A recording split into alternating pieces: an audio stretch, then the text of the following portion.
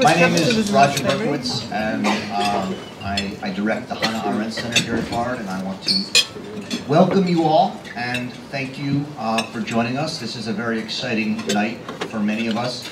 It is the first in a series and the first annual Courage to Be lecture series at Bard. It's a new series that we're inaugurating this year in conjunction with the college seminar on practices of courage. And it came to be, I'm going to be very brief, but it came to be through conversations between myself and some members of the chaplaincy here at Bard about trying to think about how we could work together to think about moral and ethical curriculum and moral and ethical projects at the college. And we decided that a project exploring how to nurture and think about ethical action through religious and philosophical foundations, with also a social science component as well, would be a fascinating and important project for us. At the same time, some members of the dean and other administrators were talking about trying to imagine a big question college seminar, and these two ideas merged. And so we have this year a pilot program, 4 courses for the first time being taught on a common theme with some shared texts and these shared dinners. We'll have 3 dinners throughout the semester. Today is the first one. There'll also be one on March 30th with Uday Mehta, and on, I think, April 27th, Jean van Oosnik, who is currently the Harding Fellow over at the Center for Curatorial Studies. So I'm very excited to have you all here. One of the other innovations, and I think very exciting aspects of the Courage to Be program, is that we have 5 student fellows who are involved with all the planning and running of the program. The students helped select the speakers, and we'll be introducing all of our speakers. And so I'm very pleased to introduce tonight one of our student fellows, Marisol Dotard, who will be introducing tonight's speaker. Thanks very much, Marisol.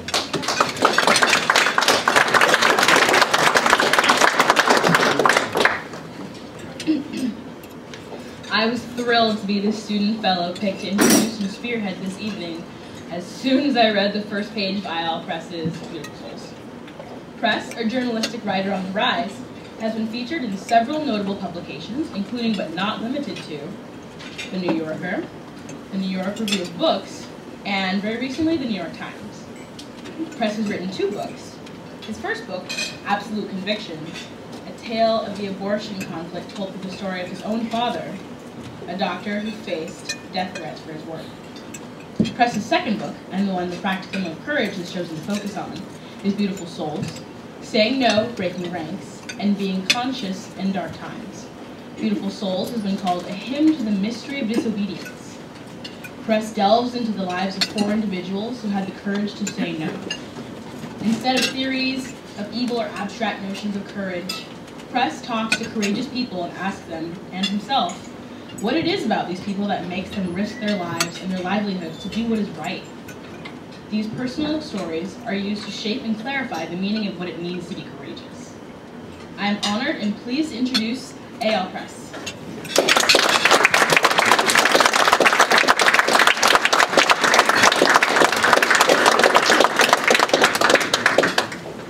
Thank you, Roger. Thank you, Marisol, and thank you, Bard, for inviting me here. It's really a thrill and an honor to give the first in what I take it will be a series of lectures both this year and in future years about moral courage, which is, as you just heard, something I've written a great deal about and thought a great deal about. I'm going to talk for about 35 minutes, and I will get to some stories, some of the characters in my book, but I'm also going to do a little bit of the sort of heavy thinking type of lecturing before getting to those stories. because the issue of moral and political action is really complicated, and I know you're all taking courses now in various different disciplines that deal with it. So I want to get at some of the hard questions, some of the hard issues, and not just the easy sort of the things we can all agree on. 52 years ago, in 1963, Hannah Arendt published Eichmann in Jerusalem, her seminal account of the trial of the Nazi official Adolf Eichmann. As many of you know, Arendt's book was subtitled A Report on the Banality of Evil, a phrase that doesn't appear in the actual text, but that has since entered popular and scholarly discourse.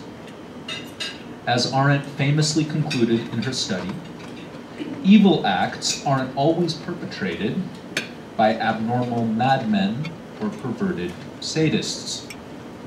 They are often carried out by people who are, as she memorably described Eichmann, terrifyingly normal. In the half-century since Arendt's book appeared, the idea that ordinary people thrust into morally compromising circumstances are capable of doing terrible things has become painfully familiar and painfully clear. The idea that equally ordinary people may find their courage when thrust into such circumstances is far less familiar. One reason for this, I think it's safe to assume, is that such people are comparatively rare. There are a lot more people who, in the face of evil and wrongdoing, fall silent and go along than who refuse. But I think another, arguably more important reason is that in the literature on obedience and conformity, a kind of situational reductionism has come to prevail, whereby following malevolent orders is depicted less as a matter of personal choice and volition than as a product of situational pressures. This is the theme of the Stanford psychologist Philip Zimbardo's best-selling book, The Lucifer Effect, which describes the famous experiment in California that Zimbardo oversaw at Stanford University, in which a group of college students were assigned to be guards in a mock prison and given unchecked power over their wards. As those of you familiar with the experiment know, within a few days, these students started mercilessly abusing the volunteers in the experiment who were assigned to be prisoners.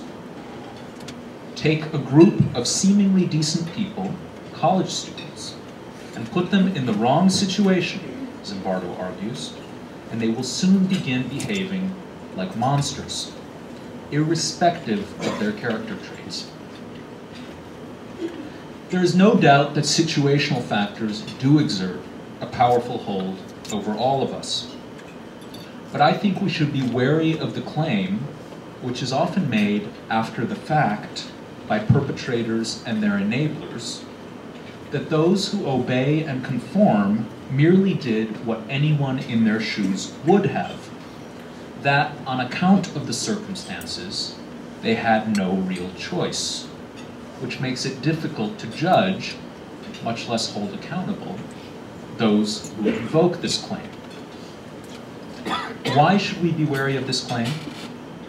I want to answer this question with a story. Take a look at this picture. As you can see, I hope you can see, pardon me that it comes in the middle of a dinner, it is the picture of a massacre site. The massacre in question took place in Kafr Qasim, a small Arab village in a part of Israel known as the Little Triangle that bordered the West Bank. On October 29, 1956, the first day of the 1956 Suez War, members of Israel's border police were sent to this village to enforce a curfew that was set to begin at 5 p.m. They informed the village headman about the curfew that same afternoon, only an hour or two before it went into effect. which meant that hundreds of Arabs still out working in the fields didn't learn about it in time. When they started returning home later that night, the Israeli border police began dragging them out of their vehicles, lining them up, and shooting them. 49 Arab civilians were killed. Dozens more were injured. It's the largest internal massacre in Israeli history. News of the Kafr Qasim massacre soon trickled out, and sometime later, the perpetrators were brought before an Israeli military court. Their defense rested on the claim that they were carrying out the orders of their superiors, a convenient excuse that happened to be true. Hours before being dispatched to this village, officers from the border police were summoned to a meeting where they were told that the curfew should be enforced without sentiments and that it applied to everyone. If you combine this with the fact that it was the first day of a war and that at the time Arabs in Israel lived under martial law and were seen by many Jewish Israelis as an enemy within, it would seem like a textbook illustration of how situational factors can turn ordinary men into callous perpetrators. But there is one problem with this explanation. The problem is that on the same day, other members of the Israeli border police were sent to neighboring villages with the exact same orders and did not follow them. They too were told to enforce the curfew without sentiments, but they didn't shoot anyone. I did not accept the order, one platoon commander later said. Another said he was planning to accept it until he spoke to the head of the village and changed his mind. Some of the officers who refused testified about this at the trial. Their testimony clearly influenced the judge in the case, who held, in a ruling that is still widely quoted today, that orders which are manifestly illegal not only can be disobeyed, they must be disobeyed. Quote, "The distinguishing mark of a manifestly illegal order," the judge ruled, "is that above such an order should fly like a black flag, a warning saying prohibited." That ruling, incidentally, was later cited by another Israeli court, the one that tried Adolf Eichmann. It affirmed a principle the Western world was understandably eager to champion in the aftermath of World War II and the Nuremberg trials, that soldiers cannot simply defer responsibility to their superiors when given blatantly unjust orders, that being instructed to commit a flagrant atrocity doesn't excuse doing so, even if we agree that the greatest blame belongs to those higher up in the chain of command. How should we label the acts of the soldiers who refused to obey the order to shoot the curfew violators? Some people would say we should call them acts of goodness or compassion, simple acts of human decency, in other words. But I don't think this illuminates much. It doesn't illuminate much because exhibiting compassion when there is no risk of offending the authorities, when it comes at no cost to oneself, is fairly easy. It's also fairly ubiquitous. We can all be compassionate to our friends, to our fellow soldiers, in situations where it is socially approved. But what about extending compassion to the enemy, to villagers who are different from us, when the authorities and our fellow citizens may not approve? This is much harder and requires something more than mere goodness. What it requires is moral courage, the courage to stand by a value or principle when it is risky and inconvenient, when doing so could cost you your reputation, the approval of others, your career, in extreme cases, even your life.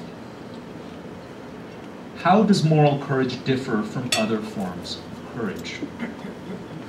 I thought about this a lot when writing my book, Beautiful Souls, never more so than when composing the section about this person. That is a picture of Avner Wischnitzer, the subject of chapter 3 of my book.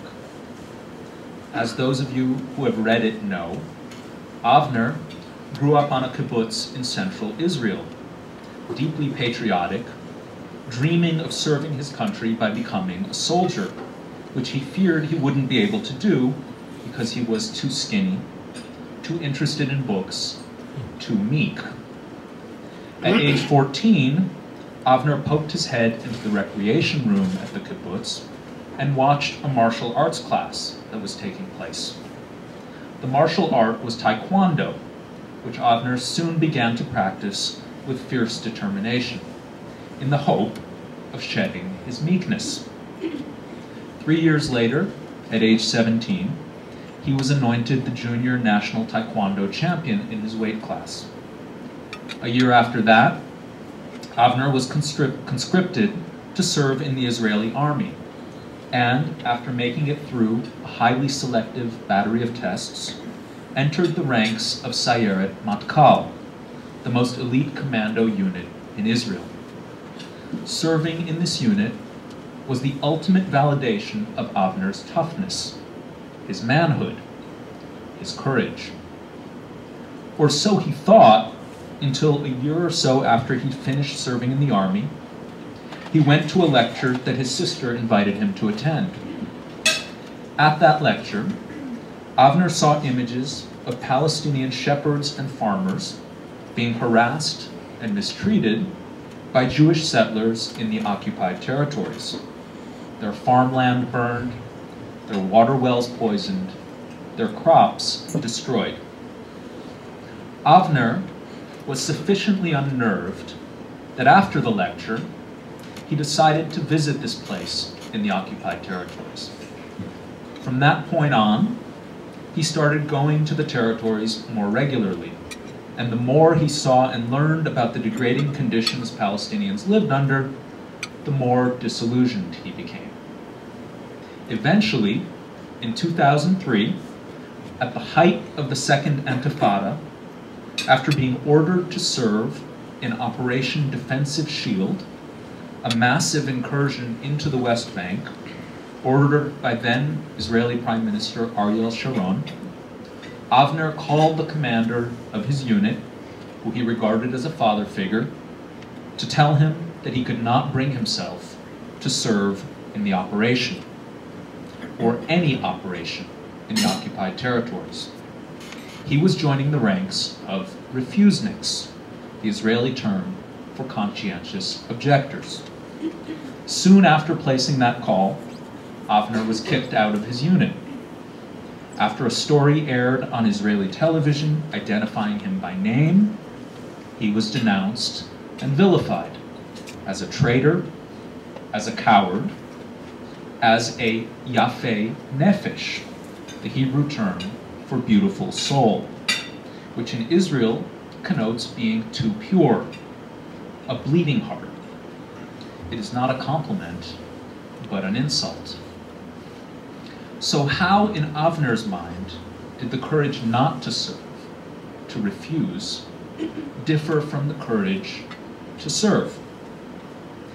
It was 10 times scarier, he told me, because when he was in the army, even when he was taking enormous risks, which he did, Avner knew his society was behind him.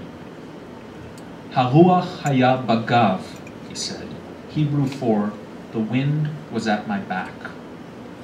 When he refused, by contrast, the wind was in his face, and its force completely upended him. Given how unnerving this can be, why would anyone do it? What sets people who display moral courage apart? As those of you who have read my book know, I don't have a magic formula to answer this. There is something mysterious and ineffable about every such act, which is why I think many of us find the people who carry them out so fascinating. My book begins with a quote from Susan Sontag, quote, "At the center of our moral life and our moral imaginations are the great models of resistance, the great stories of those who have said no." They are great stories in part because there is something mysterious about them. That said, I do think we can draw some conclusions about what people who display moral courage in difficult circumstances generally are and are not. One thing they're not is figures of angelic virtue, as some of the literature on Holocaust rescuers, the so-called righteous among nations, suggests. In some of the more honey-coated contributions to this literature, what we get are sanctimonious portraits of saints. More often than not, which the more sophisticated literature points out, these portraits are exaggerated or fanciful. Oskar Schindler, who saved hundreds of Jews during World War II and was a manipulator, a womanizer, and a briber, was not a saint. Alexander Yevtich, a Serb I wrote about in the second chapter of my book, who risked his life to save Croats in the middle of the Balkan Wars of the early 1990s, in an act of extraordinary courage that could have cost him his life, is anything but a saint, as he would be the first to tell you. Individuals who display moral courage can be bullheaded, they can be short-sighted, they can be reckless, they can also be disarmingly ordinary. We do them no favors by pretending otherwise. Indeed, the impulse to gloss over their flaws may be rooted in a less noble impulse. If we think only people of unqualified virtue can display moral courage, after all, we sort of let the rest of humanity off the hook. We relieve ourselves of even attempting to emulate their example. None of the people I wrote about in my book are saints, nor are any of them rebels who, from an early age, were pining to break ranks. This may sound strange, since displaying moral courage invariably requires undertaking a rebellious act, defying one's superiors, blowing the whistle, saying no. But think of Avner Wishnitzer. He didn't grow up wanting to rebel against his society and the Israeli army. He grew up desperately wanting to serve in an army he believed was exactly what the Israeli military claims to be, the most moral army in the world, as new recruits are all told. Avner was not a rebel, but a true believer.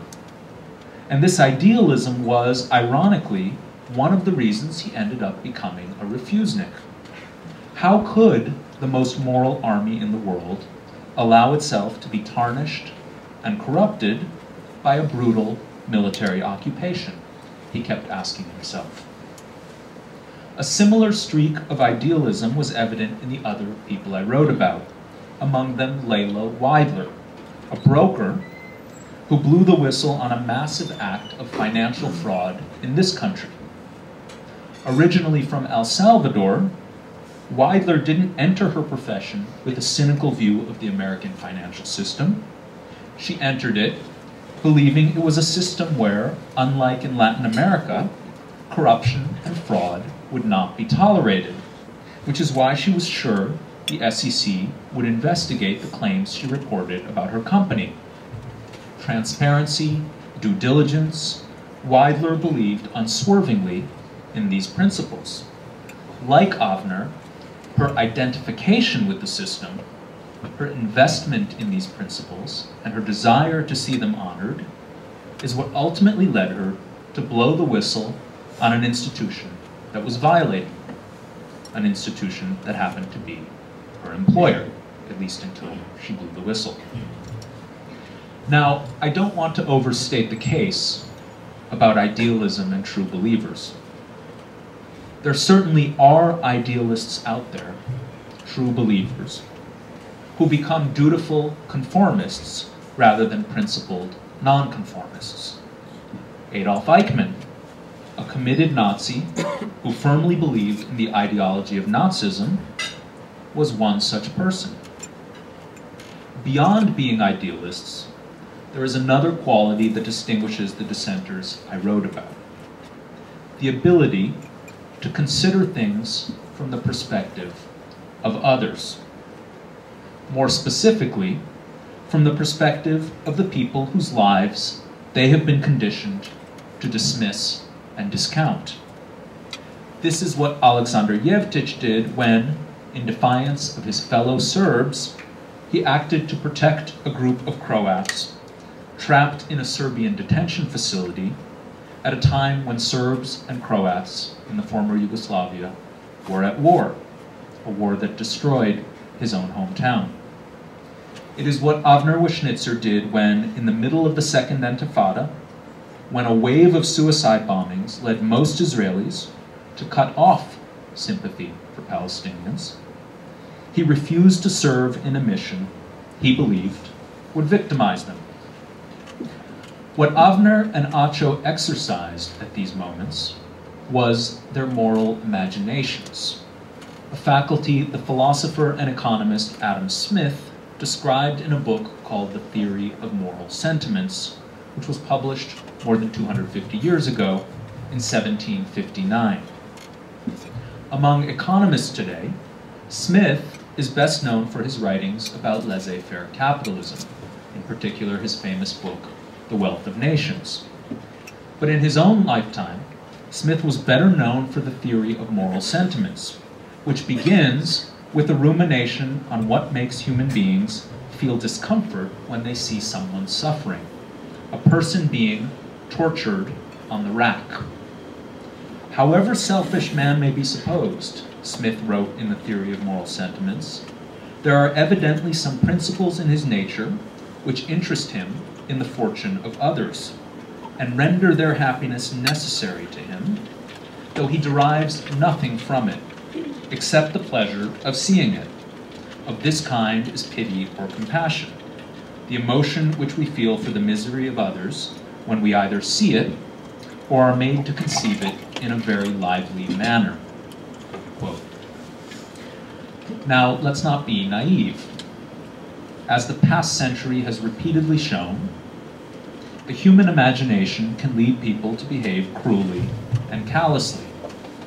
Under the influence of fear, under the sway of prejudice, when the imagination is inflamed by the kind of group hatred that crystallized in Rwanda in 1994, when Hutus were encouraged to think of Tutsis as their enemies, to imagine them as subhuman, as cockroaches, and to exterminate them. This is how the genocide that led to the slaughter of nearly 1 million Rwandans was unleashed.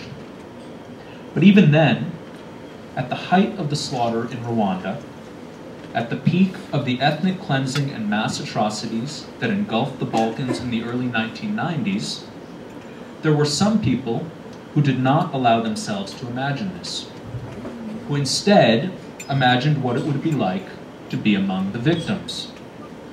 The dissenters in my book all use their moral imaginations in this other transgressive way, to extend sympathy to outsiders, to people under threat, to people whose interests they have been encouraged to keep out of mind.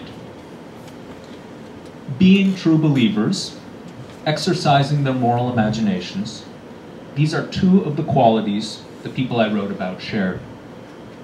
A third shared trait is a willingness to assume responsibility for the consequences of their actions.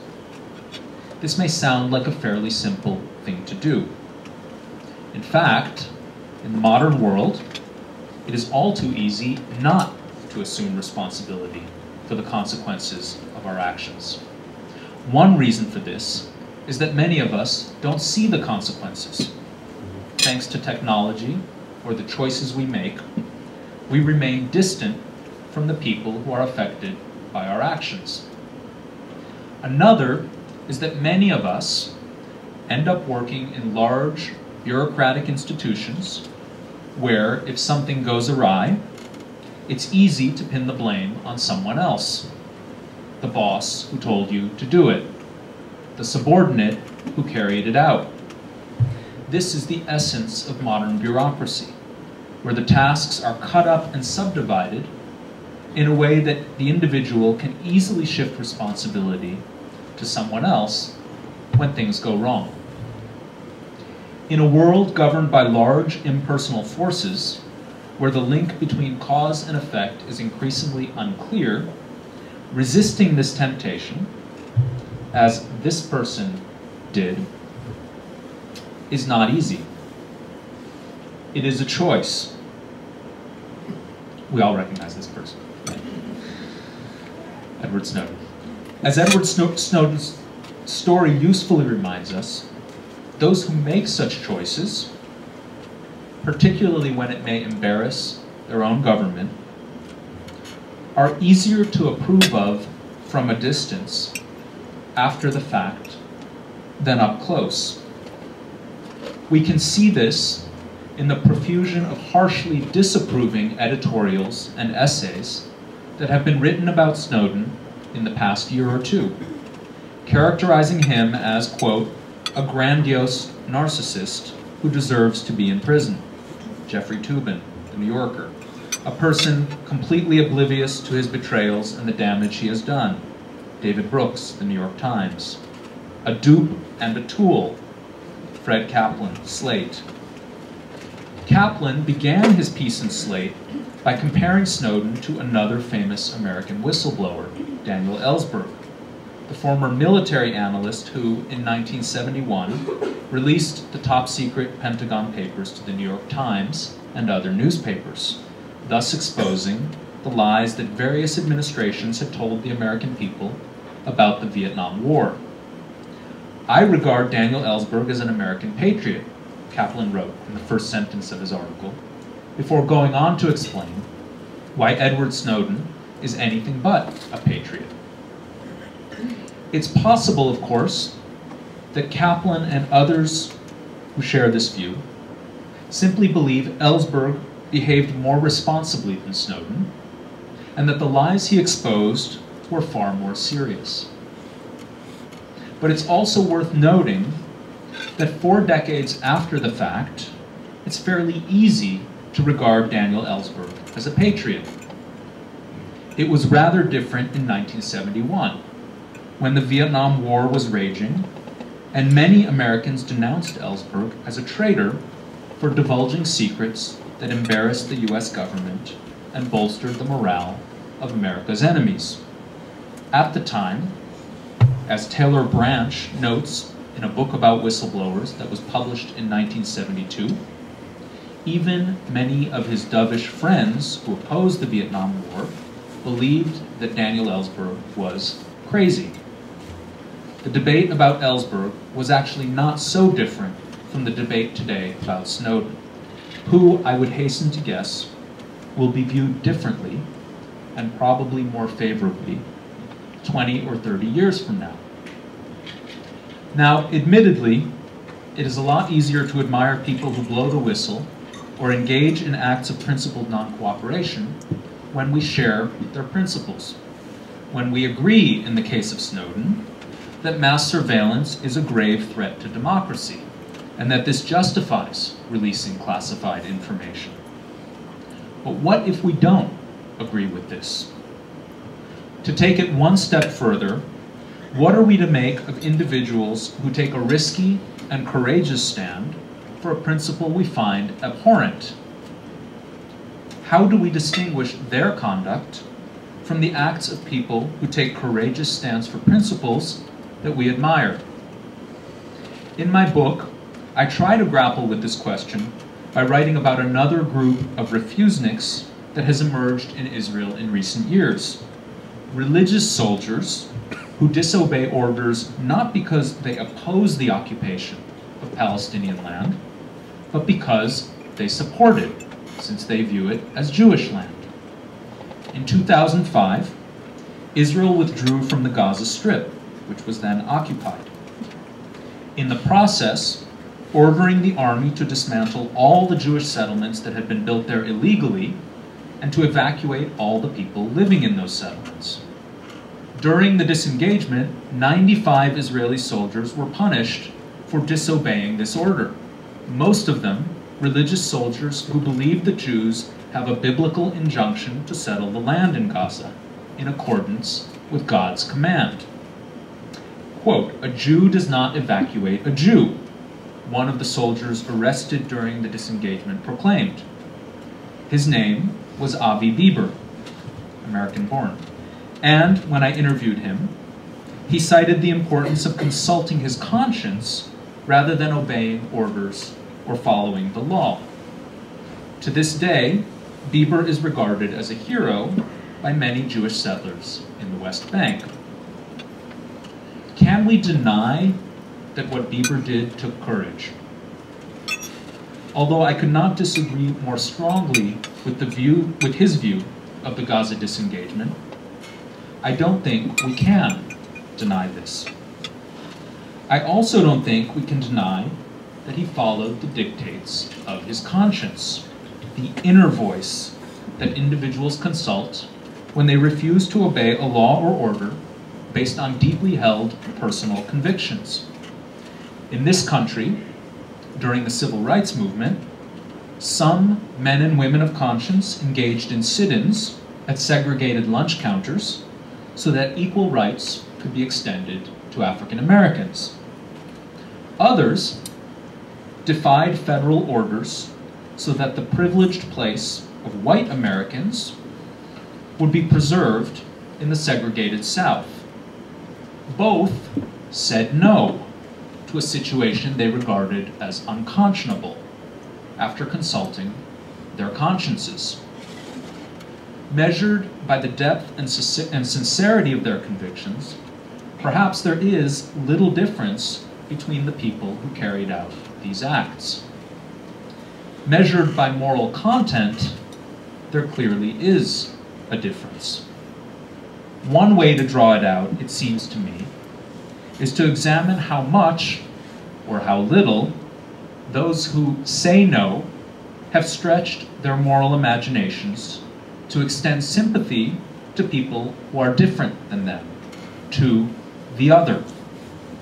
Refuseniks in Israel who disobey orders that harm and humiliate Palestinians have clearly made this imaginative leap. Right-wing refuseniks like Avi Bieber have not. The humiliation of Palestinians does not weigh on their consciences, only the perceived humiliation of their fellow Jews, which they feel very acutely, just as the disgraceful treatment of African Americans in the segregated South prompted no reflection or remorse among white Southerners who defiantly opposed efforts to end segregation in the 1960s. The fact that conscience is so personal and subjective is one reason those who act in its name often spark controversy. An additional source of controversy concerns the goal of such acts. Is the goal to bring about social justice and create a better society, as Edward Snowden would claim? Or is it merely to make the individual feel better about himself? In the view of the philosopher Hugo Adam Bideau, quote in my book, it is the latter. The primary aim of conscientious objection, he argues, is, quote, not public education, but private exemption. Not public change, but, to put it bluntly, personal hand-washing. Hannah Arendt articulated a similar view. Conscience, she wrote, quote, is not primarily interested in the world where the wrong is committed, or in the consequences that the wrong will have for the future course of the world. It does not say with Jefferson, I tremble for my country, because it trembles for the individual self and its integrity. End quote. The person in the next slide would seem to agree. That, of course, is Henry David Thoreau, author of On the Duty of Civil Disobedience, an essay Thoreau composed shortly after he was jailed for refusing to pay his taxes. As many of you know, Thoreau refused to pay them because he didn't want to lend his support to a government that tolerated slavery and that was fighting what he regarded as an unjust war in Mexico. This would appear to be an act carried out to transform society. But that is not what Thoreau himself said. Quote, "It is not a man's duty, as a matter of course, to devote himself to the eradication of any, even the most enormous, wrong," he wrote in his famous essay. "He may still properly have other concerns to engage him, but it is his duty, at least, to wash his hands of it, and if he gives it no thought longer, not to give it practically his support." This is the creed of what Arendt called the good man, who thinks only about his own moral purity, as opposed to the good citizen, who thinks about the well-being of society and is therefore willing to make compromises, so that society as a whole benefits. Is Arendt justified in her criticism of the good man, the man or woman of conscience? If you read my book, you'll see that I believe she is half justified. It's true enough that some acts of conscience are carried out merely to preserve the integrity and purity of the individual, and that these acts sometimes do little to address the larger injustice taking place. Think of an Israeli soldier who is ordered to raid the home of a Palestinian family in the occupied territories. He doesn't want to dirty his hands in such an operation. He thinks it's unconscionable. So he tells his commander how he feels. And the commander quietly excuses him, assigning him to sit at a desk. The soldier sits at his desk, feeling much better about himself, and the raid goes forward as planned, with a different soldier taking his place, a soldier who feels no moral qualms about the operation, and maybe, for this reason, carries it out more brutally. Had Avner Wischnitzer merely done something like this, quietly excused himself so he could sleep better at night, he would have fit the description of the good man that Arendt somewhat derisively describes. But Avner didn't merely do this. In addition to calling his commander, he also aired his views publicly in a letter to Israeli Prime Minister Sharon. This was an act of personal hand-washing and an act of public education. And Avner didn't stop there. He has continued to protest, to refuse, to air his views publicly about the injustice of the occupation, as he sees it, through an organization called Combatants for Peace, a group of ex-Israeli and Palestinian fighters who have put their guns down and are now trying to convince their fellow citizens to do the same. What does this tell us? What it tells us, for one thing, is that the line between the good man and the good citizen isn't always so clear. The person who feels compelled to wash his or her hands of a wrong may also, later, feel compelled to eradicate that wrong, as happened in Avner's case. The other thing it tells us is that the question of responsibility on such occasions doesn't stop with individual dissenters. For whatever their aims may be, these individuals can't possibly transform society on their own. Their power ultimately depends on the rest of us, on whether we choose to pay attention to them, on whether we are willing to look past the labels traitor, beautiful soul, sometimes used to dismiss them. On whether, if we agree they might have had good reason to act, we may be willing to join them or try to change the unconscionable situation that led them to break ranks in other ways.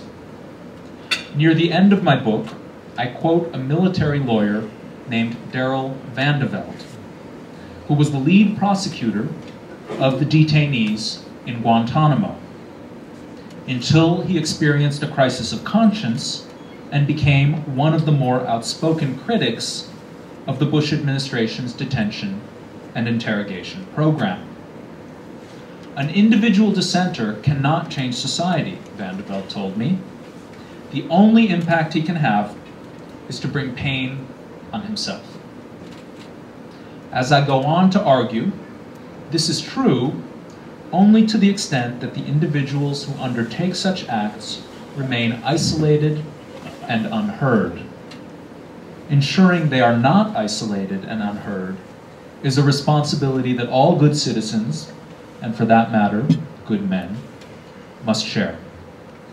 Thank you.